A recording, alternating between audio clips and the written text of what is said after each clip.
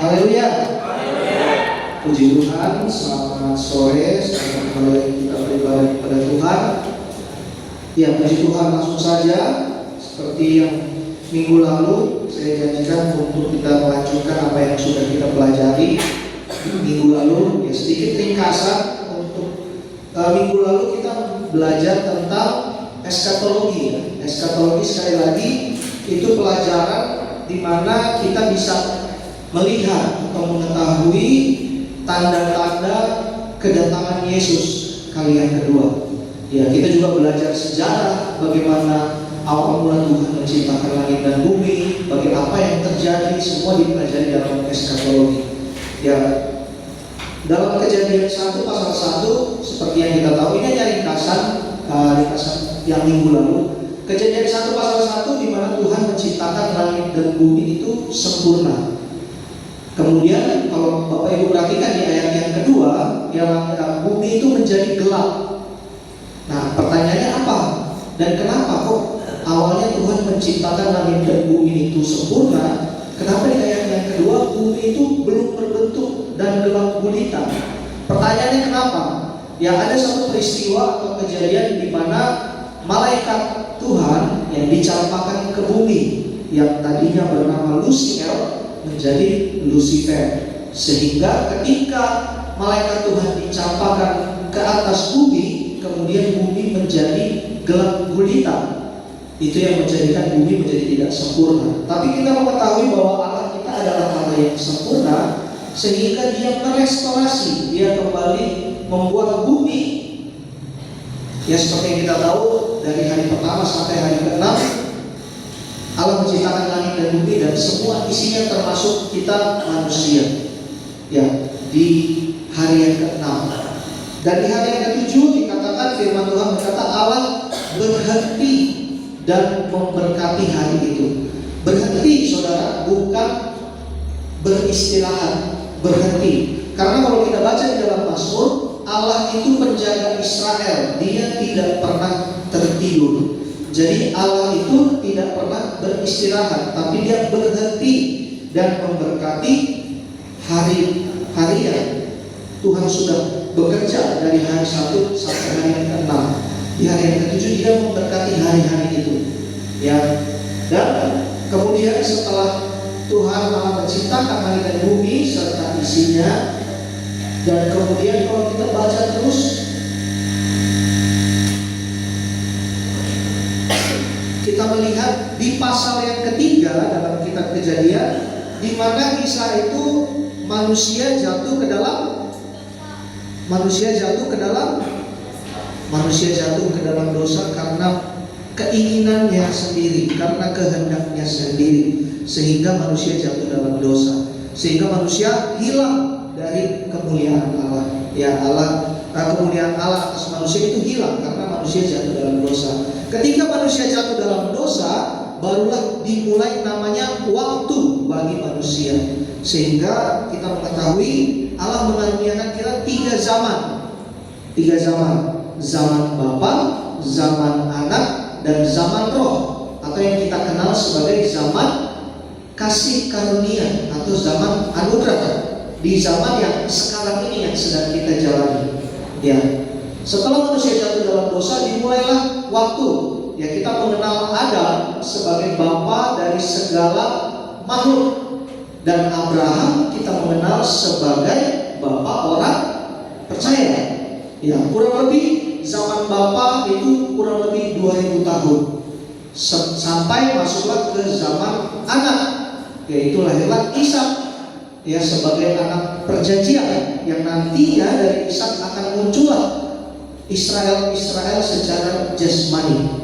Dan kemudian lahir juga Yesus ke dalam dunia sebagai anak perjanjian yang nantinya akan memunculkan Israel secara rohani. Ya, orang-orang percaya, pengikut Kristus. Ya, itu di zaman anak. Dan kemudian sampai nanti akhirnya masuk di zaman Roh. Ya, di zaman Roh seperti yang kita sedang jalani sekarang, zaman anugerah atau kasih karunia, di mana pengampunan sebesar-besarnya dibukakan sebelum nanti Yesus datang kali yang kedua untuk menghakimi, ya, menghakimi bagi orang-orang yang tidak mengikut Tuhan, tapi Dia akan menyelamatkan setiap orang yang ikut Tuhan dengan setia sampai akhir. Nah, di eskatologi Bapak Ibu Saudara ada tanda-tandanya. Ya, memang kita tidak, bahkan firman Tuhan katakan anak pun tidak tahu kapan waktunya Bapa akan datang. Ya, apalagi kita manusia, jangan kita coba-coba untuk menerka-nerka, atau bahkan banyak kan kejadian-kejadian di sebelum-sebelumnya, berita-berita viral, wah akan ada kiamat, akan ada pengangkatan tanggal segini, tanggal bulan segini. Ya, jangan percaya saudara, sebab firman Tuhan saja tidak tahu pasti kapan kedatangan Tuhan kali yang kedua. Tapi di dalam firman Tuhan kita diberitahukan, dibukakan rahasia tanda-tanda sebelum kedatangan Tuhan. Puji Tuhan. Kita akan mulai yang pertama, ya, tanda-tanda kedatangan Tuhan kali yang kedua itu dimulai dari pembukaannya 7 materai. Kita bisa buka dulu ayat pendahuluannya. Ayat pendahuluan di dalam Wahyu 22 ayat yang ke-7. Bapak Ibu Saudara perhatikan, ya, kalau ada yang mungkin bawa catatan boleh dicatat, yang di HP, di buku, atau mungkin di foto, ya, ada slide di depan. Saya bacakan firman Tuhan Wahyu 22 ayat yang ke-7. Sesungguhnya aku datang segera, berbahagialah orang yang menuruti perkataan-perkataan pembuatan kitab ini. Aku datang segera itu menegaskan bahwa Dia berjanji akan datang kembali. Ya, Dia berjanji, atau Yesus berjanji Dia akan datang kembali. Kata segera, ya Bapak Ibu Saudara belajar sedikit-sedikit bahasa asli, ya, supaya kita lebih memahami lebih detail, ya, firman Tuhan. Ya, seperti yang tertulis, kata segera itu bahasa Yunani taki. Ya, kalau berbicara soal taki itu, ya, berbicara beberapa jam atau beberapa hari atau beberapa tahun. Tapi dalam konteks kenabian, ya, atau dalam konteks teologi, agama, eskatologi, ya, ini berarti bahwa kedatangannya pasti.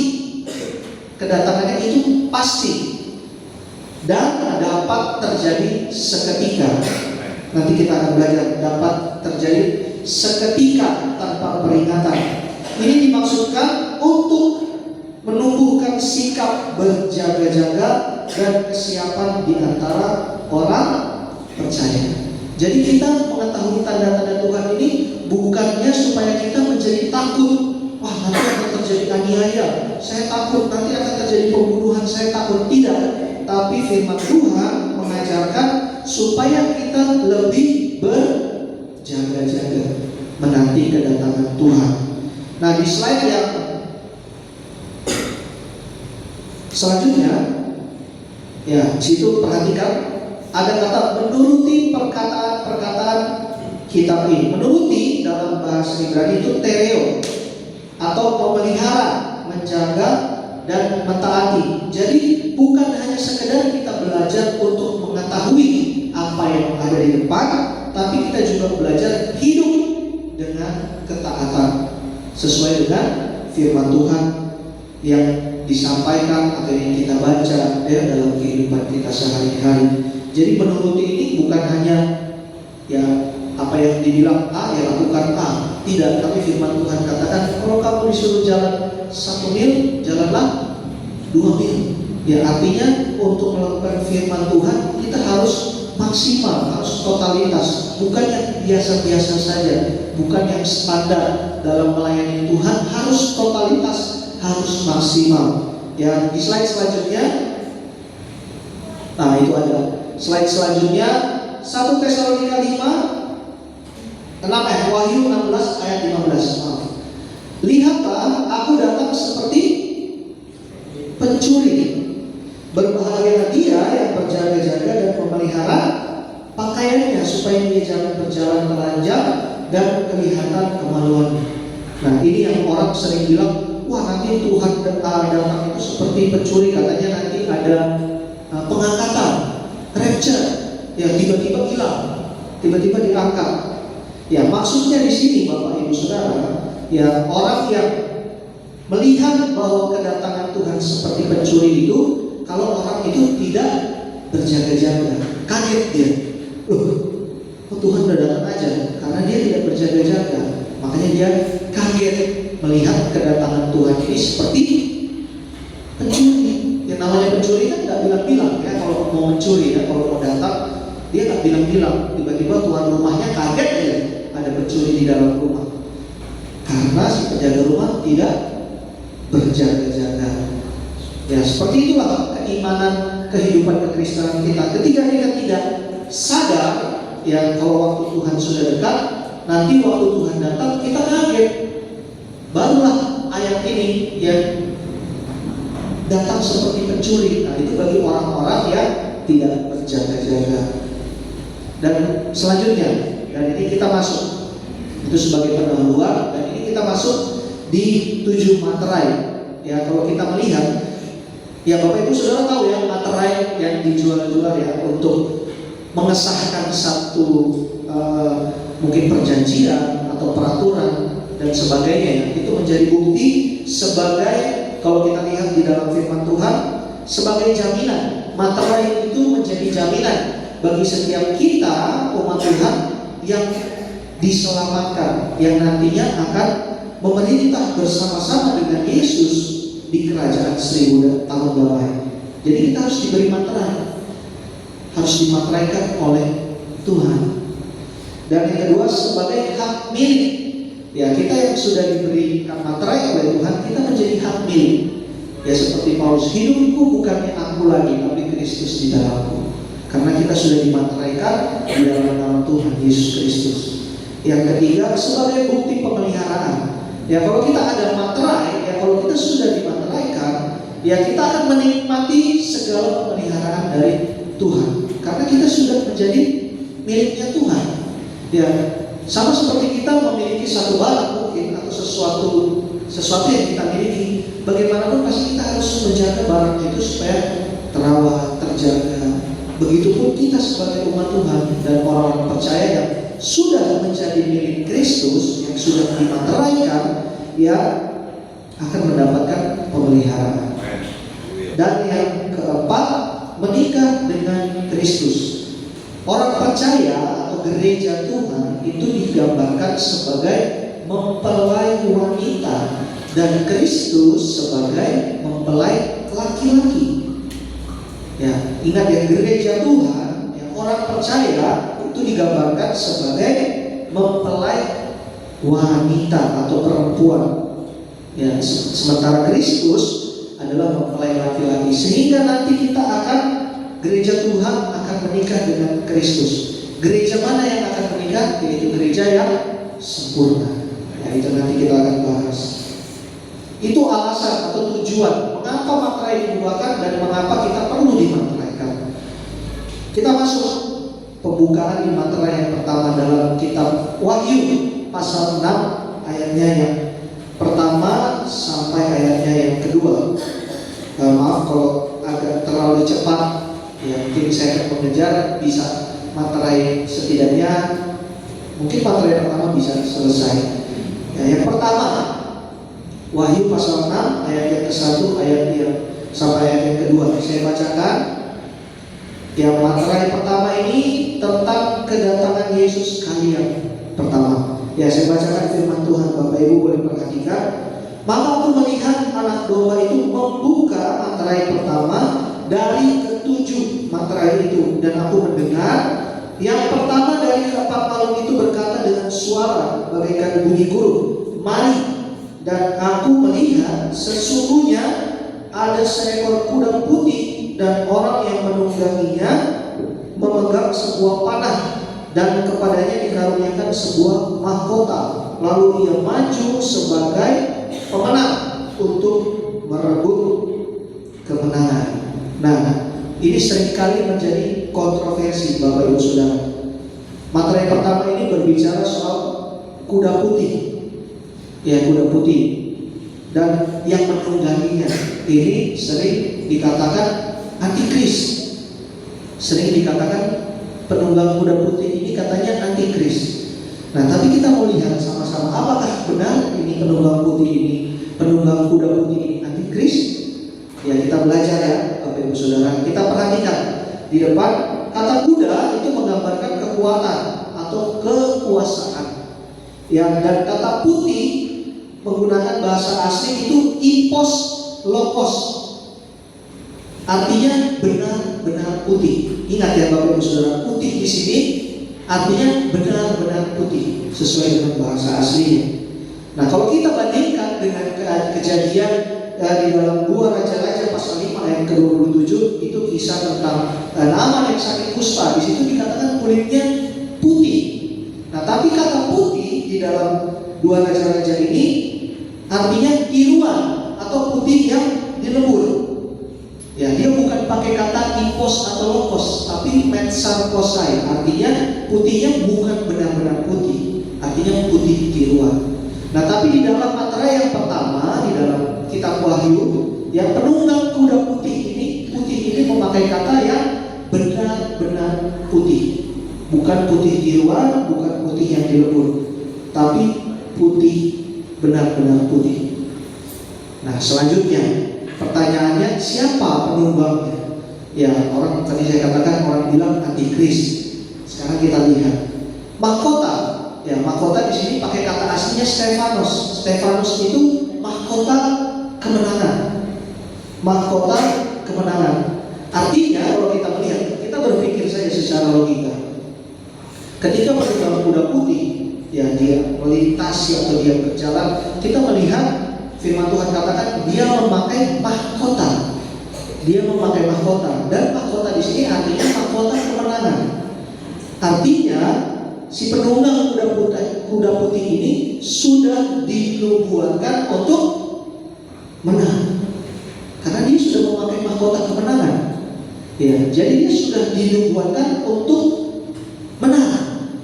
Dari awal dia berjalan, dari awal dia datang, dia sudah dinubuatkan untuk menang, karena dia sudah memakai mahkota Stefanus, mahkota kemenangan.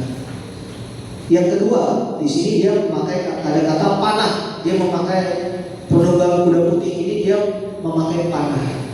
Nah, panah ini kalau dalam bahasa aslinya Bapak Ibu Saudara boleh lihat tokson. Artinya itu seperangkat alat yang lengkap: panah, busur, dan tarkasnya. Jadi anak panah, busur, dan tarkasnya. Ya, itu seperangkat alat lengkap. Berbeda dengan yang dibawa oleh iblis. Ya, panah api. Ya, sering kita mendengar iblis itu lemparkan panah api. Ya, di dalam Efesus 6 ayat 16 itu berbeda Bapak Ibu Saudara. Panah yang dibawa bukan tokson, tapi belos. Ya, panah yang dibawa si penunggang kuda putih ini dengan panah yang dibawa oleh iblis itu berbeda. Kalau panah yang dibawa iblis itu hanya anak panahnya saja. Jadi dia bisa melemparkan anak panah itu secara sporadis, tidak terukur.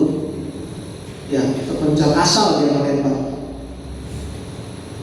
Dan arti kata belos, ya anak panah, lebih atau merujuk pada kata bebelos atau tidak suci. Nah, itu adalah bukti bahwa penunggang kuda putih ini bukan antikris, Bapak Ibu Saudara. Karena banyak yang mencocokologikan. Ya, Materai 1, 2, 3, dan 4 itu semua berbicara soal penunggang kuda. Semua penunggang kuda ini. Ya, yang pertama kuda putih, yang kedua itu kuda merah padam. Kuda merah padam. Lalu kemudian yang ketiga kuda hitam. Yang keempat kuda hijau kuning. Ya, itu semua berbicara soal tanda-tanda di mana sebelum kedatangan Tuhan. Orang sering mencocokkan Materai 2, 3, 4 itu semua akan terjadi kematian, akan terjadi pembunuhan, akan terjadi segala sesuatu yang membinasakan manusia, sehingga mereka mencocokkan bahwa penunggang kuda putih itu adalah antikris. yang sehingga mereka bilang, wah ini 4 ini adalah yang tanda-tanda yang akan semuanya ini membinasakan manusia atau mencelakakan manusia sebelum kedatangan Tuhan. Padahal kuda putih ini menggambarkan kedatangan Yesus kali yang pertama. Ya, kuda putih melambangkan kedatangan Yesus kali yang pertama. Mesti diingat Bapak Ibu Saudara. Jadi kuda putih ini bukan antikris. Ya, kita sudah lihat tadi alasan-alasannya. Walaupun banyak sekali argumentasi bahwa ya mungkin di tempat lain mengajarkan bahwa ini antikris, tapi GPDI memegang doktrin sesuai dengan apa yang firman Tuhan katakan. Ya, bukan melihat dari kata orang, tapi kita melihat dari bahasa asli yang diterjemahkan. Mengatakan demikian, sehingga kita menyimpulkan bahwa kuda putih adalah melambangkan kedatangan Yesus kali yang pertama. Kemudian yang kedua, materai yang kedua, Wahyu 6 ayat 3 sampai 4. Di sana berbicara soal peperangan dan pembunuhan. Ya, Bapak Ibu Saudara bisa baca 6 Wahyu 6 ayat 3 sampai 4. Dan ketika anak domba itu membuka materai yang kedua, aku mendengar makhluk yang berkata, mari. Dan majulah seekor kuda lain, seekor kuda merah padam, dan orang yang menungganginya dikaruniakan kuasa untuk mengambil damai sejahtera dari atas bumi, sehingga mereka saling membunuh, dan kepadanya dikaruniakan sebilah pedang yang besar. Ketika materai kedua ini dibukakan, ya akan terjadi peperangan, akan terjadi pembunuhan di mana-mana, yang menyebabkan hilangnya damai sejahtera di bumi. Tidak ada damai sejahtera di bumi. Di bumi ya, Bapak Ibu Saudara, tidak ada damai sejahtera di bumi.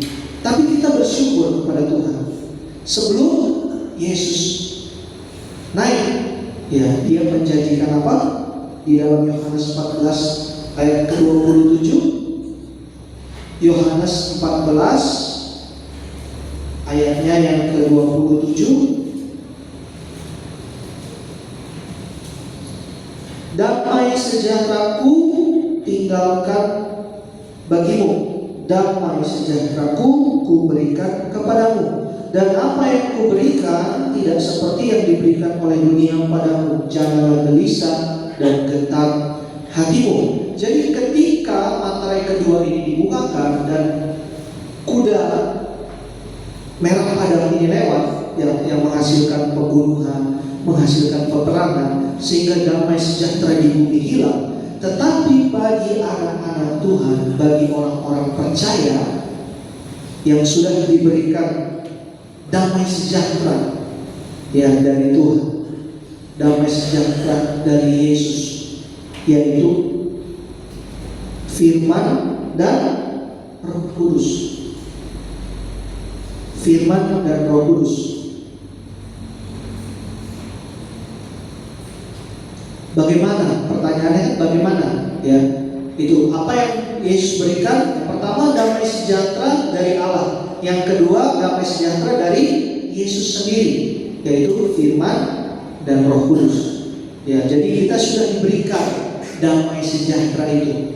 Ya, sehingga ketika bumi mungkin dalam peperangan, bumi dalam kesesakan, kita tetap ada damai sejahtera itu, karena kita sudah menerima janji Tuhan. Ya, kita menerima janji Tuhan. Dan di kata selanjutnya, jangan menjauhkan diri dari pertemuan ibadah, karena ibadah mengandung janji. Ya, di mana saudara mau mendapatkan damai sejahtera itu? Di pertemuan ibadah, di persekutuan, di komunitas-komunitas yang positif, ya, komunitas gereja, ya, komsel atau apapun itu, persekutuan di rumah, ya, persekutuan doa dan segala macamnya. Saudara akan menemukan damai sejahtera yang dari Tuhan di dalam pertemuan-pertemuan ibadah. Amin. Ya, karena ibadah mengandung janji. ibadah mengandung janji. Nanti Bapak Ibu Saudara boleh lihat ya di Ibrani 10 ayat 25 atau di 1 Timotius 4 ayat 8. Dan nanti Bapak Ibu Saudara boleh baca kenapa dan apa itu ibadah, kenapa mengandung janji. Boleh baca di ayat itu. Kita lanjut ke slide selanjutnya. 3 berkat. Nah, ini 3 berkat yang kita terima kalau kita beribadah setia kepada Tuhan, ya tetap dalam persekutuan bersama-sama dengan Tuhan. Yang pertama, berkat pujian. Ya, seperti firman Tuhan juga, Tuhan itu bertahta di atas pujian. Beberapa kisah yang saya ambil di sini mungkin yang familiar ya. Yang pertama kisah Paulus dan Silas ketika di penjara. Paulus dan Silas di penjara ketika semua terbelenggu, tangan, kaki, leher, badan semua terbelenggu. Apa yang mereka lakukan? Mereka hanya memuji Tuhan, menyembah Tuhan. Ya, sehingga pintu-pintu penjara terbuka. Ya, jadi ada berkat di atas pujian, ada kelepasan di atas pujian, ada kemenangan di atas pujian, ada perubahan sikap hati di atas pujian. Kenapa saya katakan perubahan sikap hati? Bapak Ibu Saudara tahu kan, orang-orang yang di dalam penjara itu bukan orang-orang yang mungkin dalam kejiwaan atau dalam psikologi adalah orang-orang yang benar. Semua isinya orang pemberontak. Bahkan kalau ada kesempatan mungkin mereka bisa kabur. Ya, di Indonesia sering kan kita mendengar berita napi kabur dari penjara, ya, lari. Nah, tapi ketika kalau Bapak Ibu Saudara perhatikan kisah dari Paulus dan Silas, ketika pintu penjara dibuka, tidak ada satu orang pun yang lari. Itu kenapa? Ya, itulah kuasa pujian yang mengubahkan sikap hati. Tidak ada satupun, bahkan kepala penjara itu bertobat, seisi keluarganya pun bertobat. Itu maksudnya berkat pujian. Jadi dalam ibadah, ya ketika kita memuji Tuhan, menyembah Tuhan, yakin dan percaya bahwa ada kuasa. Bapak Ibu Saudara datang ke tempat ini pasti ada masalah, pasti ada pergumulan. Ketika Bapak Ibu Saudara bernyanyi memuji Tuhan dengan iman, yakin dan percaya bahwa pergumulan yang Bapak Ibu Saudara alami, Tuhan sudah bukakan. Sakit yang mungkin Bapak Ibu sedang alami, Tuhan sudah sembuhkan ketika kita sedang memuji Tuhan. Karena firman Tuhan juga mengatakan demikian. Ketika tembok Yerusalem roboh, bagaimana cara merobohkannya? Dengan bulldozer kan? Dengan alat berat? Tidak. Mereka merobohkannya hanya dengan puji-pujian, bernyanyi, bersorak. Memang tidak hanya satu hari mereka berkeliling. Itu artinya mau berapa lama kita menunggu, mau berapa lama kita menjalani, ketika kita selalu memuji Tuhan, ya pasti Tuhan akan menjawab. Itu berkat pujian Bapak Ibu Saudara. Jadi ketika kita memuji Tuhan, tidak sembarang kita tepuk tangan karena supaya dilihat ramai, atau mengangkat tangan, Semua itu tepuk tangan, angkat tangan, itu gambaran dari ekspresi hati Bapak Ibu Saudara. Ketika Bapak Ibu Saudara senang kehadiran Tuhan, atau ketika Bapak Ibu Saudara senang dengan berkat Tuhan, Saudara akan bertepuk tangan dengan sukacita. Lihat Daud, contoh dari sekolah minggu kita sudah mendengar Daud menari-nari, ya bahkan istrinya bilang kamu seperti orang gila. Ya, tapi Daud bilang tidak peduli, bahkan saya akan membuat hal yang lebih memalukan di pandang orang ya. Tapi itu adalah ekspresi sukacita Daud. Walaupun dia seorang raja, dia tidak melihat, tidak memandang. Nah, baiknya kita pun sebagai umat Tuhan ketika memuji Tuhan, perasaan sukacita kita, senang kita ekspresikan. Karena tidak ada orang yang senang tapi mukanya flat, mukanya biasa saja. Tidak mungkin. Kalau kita happy, senang, pasti akan terlihat dari wajah. ya diungkapkan bahwa kita senang merasakan hadirat Tuhan. Begitupun sebaliknya, ya menangis Bapak Ibu Saudara itu ekspresi juga sikap hati. Menangis itu tidak selalu soal kesedihan, tidak selalu soal kita mungkin sedang terpuruk, tidak. Tapi saking kita bahagianya, saking kita happy-nya, kita bisa menangis, terharu. Ya, apalagi saya yakin Bapak Ibu Saudara sampai hari ini sudah mengalami banyak kebaikan Tuhan. Ya, bukan cuma 1 kali 2 kali, pasti banyak. Nah, tapi ketika kita mau menerima berkat pujian, ya kita menerima berkat pujian, ya menyanyilah dengan sungguh-sungguh, gak usah malu dilihat kiri kanan, depan belakang, angkat tangan, tepuk tangan, berjoget. Kita mau belajar, ya ketika kebaikan Tuhan yang kita rasakan, kita mau berekspresi untuk Tuhan.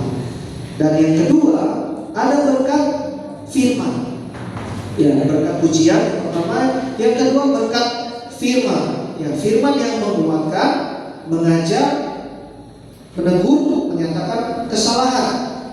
Ya, bahkan dikatakan firman seperti pedang. Firman seperti api dan palu. Ya, di sini berkat firman Tuhan buat Bapak Ibu Saudara dan saya juga. Ketika kita mendengarkan firman Tuhan, yang seperti saya katakan, kita datang dengan pergumulan yang berbeda. Kita datang dengan permasalahan yang berbeda. Yang kita butuhkan pun berbeda. Ya, ketika Bapak Ibu Saudara datang dengan perasaan yang haus, firman Tuhan itu akan menyegarkan. Ketika Bapak Ibu datang ke tempat ini dengan perasaan yang lapar akan firman Tuhan yang datang akan mengenyangkan. Karena itu yang firman Tuhan katakan, berbahagialah ya orang yang haus dan lapar, karena kamu akan dipuaskan. Itu kata firman Tuhan. Ya, mungkin di sini ada yang lagi patah hati, saya nggak tahu. Mungkin ada yang patah hati. Ketika mendengar firman Tuhan, dihiburkan, ada sukacita. Atau yang datang sini dengan ada perasaan benci dengan satu yang lain. Nah, firman Tuhan datang seperti pedang. Kenapa seperti pedang? Dia akan mengikis perasaan benci. Ya. Ada lagi yang datang ke sini mungkin dengan banyak-banyak perasaan. Ya, perasaan suka atau perasaan duka, perasaan marah, benci dan sebagainya. Ya, firman Tuhan itu datang untuk mengajar, untuk menegur. Jadi jangan sekali-sekali Bapak Ibu Saudara tujuan ke gereja hanya untuk mendengarkan firman Tuhan yang menyenangkan telinga. Soal berkat terutama banyak sekali di gereja-gereja dari minggu ke minggu berkat terus. Tanpa pendeta atau pengkhotbah membicarakan soal berkat, Bapak Ibu Saudara sudah menerima berkat Tuhan. Apalagi kita menjelang kedatangan Tuhan. Tadi kan di Wahyu 22 ayat 7 kita sudah lihat, aku datang segera. Nah, aku datang segera, Tuhan datang segera nih. Kalau kita nggak siap, kita kan melihat Tuhan itu seperti pencuri. Nah, makanya kita disuruh berjaga-jaga. Gimana kita mau berjaga-jaga kalau setiap minggu berkat terus? Yang mau dijaga apa? Berkatnya. Bukan. Firman Tuhan mau kita menjaga iman. Ya, berkat Tuhan itu bonus. Berkat Tuhan itu ya untuk kita nikmati hanya sementara. Tapi iman yang akan membawa Bapak Ibu Saudara masuk dalam gereja yang sempurna. Itu berkat firman. Jadi firman Tuhan datang memang tidak sesuai dengan yang kita inginkan kadang. Tapi percayalah firman Tuhan itu datang sesuai dengan yang Bapak Ibu Saudara butuhkan. Karena di dalam Yesaya bilang apa? Tuhan itu menegur engkau dari sejak dalam kandungan. Tuhan mengetahui rancangan-rancangan yang terbaik buat Bapak Ibu Saudara dan saya. Jadi ketika firman Tuhan disampaikan, cara Tuhan berbicara, cara Tuhan menguatkan kita semua. Itu berkat firman Tuhan. Dan yang ketiga, ada berkat korban. Nah, ini akan mengajarkan kita bagaimana cara kita berkorban. Namanya berkorban, Bapak Ibu Saudara, pasti menuntut sesuatu yang sakit. Ya, namanya korban ya, menuntut sesuatu yang sakit. Ada contohnya di dalam Markus itu tentang janda miskin dan orang kaya yang memberikan persembahan di dalam bait Allah. Nanti mungkin boleh baca. Arti korban, Bapak Ibu Saudara, itu mematikan daging dalam perjanjian lama. Seperti yang kita ketahui, ketika umat Israel ingin berbicara kepada Tuhan, ingin berdoa kepada Tuhan, mereka harus membawa korban. Korban itu berupa daging yang nantinya akan dibakar, dipersembahkan. Dalam perjanjian lama, itu adalah tindakan seremonial atau upacara untuk menghancurkan sesuatu yang berharga. Daging dalam perjanjian lama itu berharga sekali, makanan yang berharga atau bahan yang berharga. Mereka korbankan hanya untuk berbicara kepada Tuhan, hanya untuk meminta jawaban Tuhan atau menaikkan doa kepada Tuhan. Tujuannya yaitu untuk perdamaian, untuk penebusan dosa, memulihkan hubungan, ketaatan dan komitmen. Ya, jadi korban, Bapak Ibu Saudara, berarti yang memberi persembahan tidak diberkati? Oh, diberkati Bapak Ibu Saudara. Tapi kalau kita melihat di dalam Markus pasal 12 ayat 41 sampai 44, janda miskin ini memberikan persembahan ya, di dalam peti yang sudah disediakan di dalam bait Allah. Kemudian ada banyak juga orang-orang kaya yang mempersembahkan persembahan di dalam peti itu. Kemudian murid-murid dan Yesus melihat apa yang mereka persembahkan. Kemudian Yesus bilang, sesungguhnya janda miskin inilah memberikan yang lebih besar daripada orang-orang kaya ini. Kenapa ya? Ya, saya waktu itu belajar. Kenapa ya?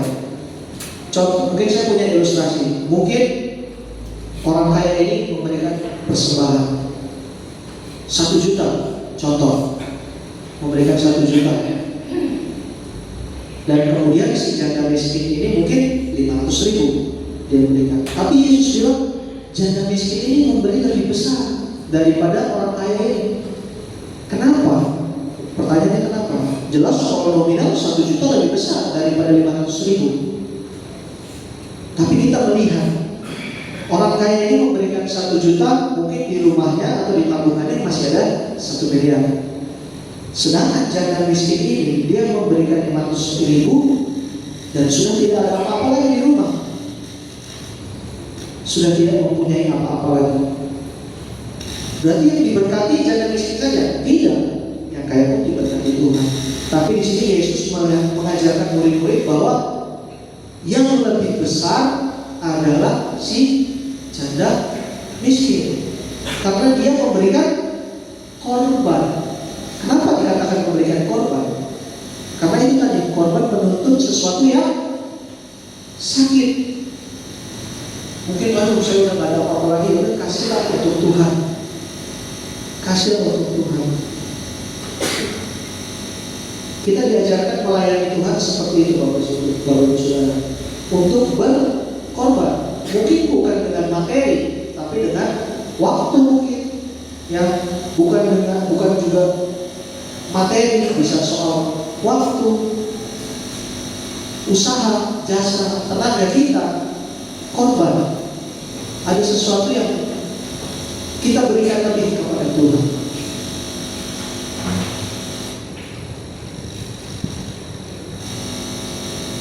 Jadi dalam melayani Tuhan, Bapak Ibu Saudara, kita kan menanti kedatangan Tuhan ya. Tadi kita sudah baca, kita menanti kedatangan Tuhan karena waktu Tuhan sudah dekat. Waktu Tuhan sudah dekat. Kita tidak tahu sampai dekatnya seberapa dekat sih, berapa tahun lagi atau berapa belas tahun atau berapa puluh tahun, kita nggak tahu. Tapi tujuan kita belajar mengetahui tanda-tanda ini untuk kita berjaga-jaga, untuk kita mempersiapkan diri.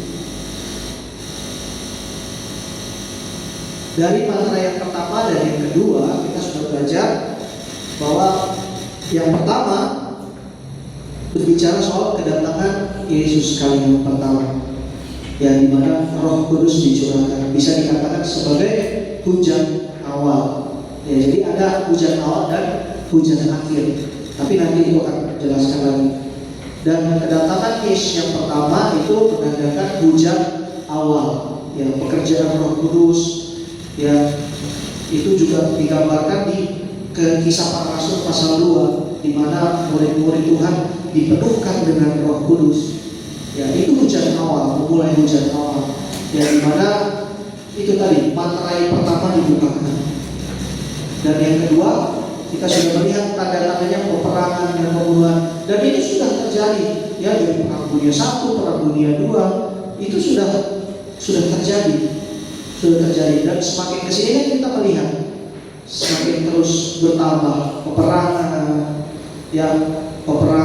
pembunuhan, semakin banyak Bapak Ibu Saudara. Dan kita melihat firman Tuhan digenapi oleh kita yang hidup di zaman anugerah, ya, di zaman kasih karunia atau di akhir zaman.